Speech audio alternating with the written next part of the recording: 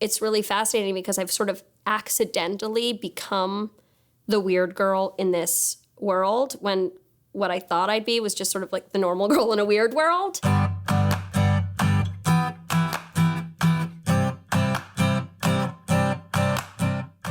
I grew up in a space where both my parents were artists. They went off to work to do their creative thing in their space, and I went off to do my creative thing in my space, which happened to be a closet off of my bedroom. Nothing was ever like a kid pursuit. If I drew a bunch of pictures, I'd say like, I'm having a gallery show in the back of the house.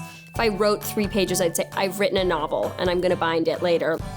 And I thought I might like to act. I never got parts in school plays, and when you're little, that's very discouraging. It's so funny to remember like the high school drama hierarchy. There were the ingenues, and then the girls who got the great character parts. I would go in and give what I thought were these killer auditions, and then I'd go to look at the cast list, and it was friend number 8. I was like, if you just give me a shot, I've got so much pizzazz.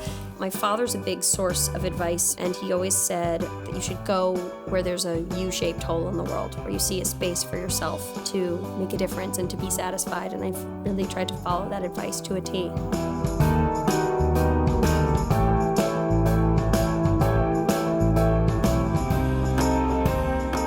I think you're being mean. I think you're being oversensitive. I just got off a plane from Ohio. I'm in a postgraduate delirium. I think you sound like you're in the epilogue to Felicity.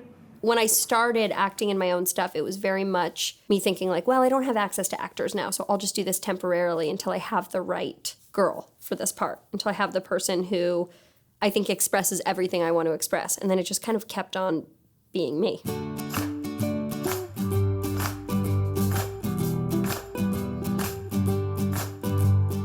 I didn't like being 22 and jobless. I really hated it. In fact, I've made a whole show about how much I hated it.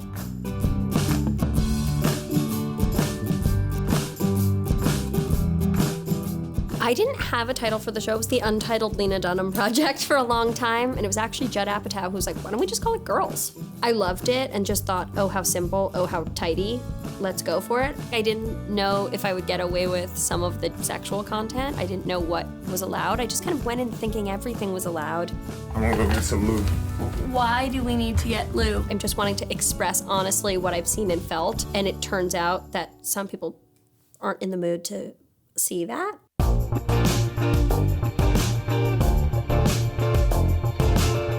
I've definitely been surprised at times by how scandalized people have been by certain things. When someone asks, are the girls good role models? I'm like, are the guys on Entourage good role models? Is Larry David a good role model? And I love all of those people, and I'm psyched about what they do, and I resent being forced into a position of having to represent all of female sexuality. It's a bummer, because like she ruined it, but it's not. How could she ruin the beautiful abortion that you threw? Hannah. People will often say, well, would you let your daughter watch the show? I'm like, first, I don't have a daughter, I have a dog. But I want to have a daughter, and I would like my daughter to see what I think is a realistic depiction of what a version of her life could be. And I also think that, not to go to bat for my own characters, but I think they're good role models and that they're trying really hard.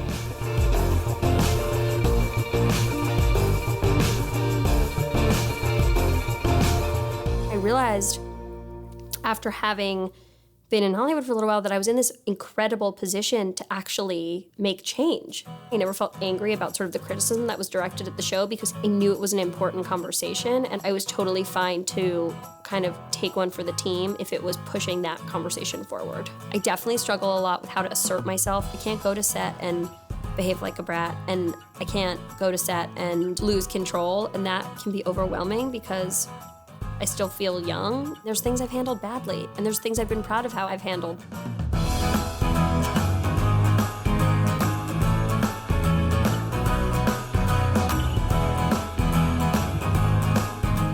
I'm proud of having navigated all of the exciting things that have happened to me without changing who I am or having a full-scale mental collapse. I'm proud of having been able to make work that women tell me has affected them and improve their relationships with themselves.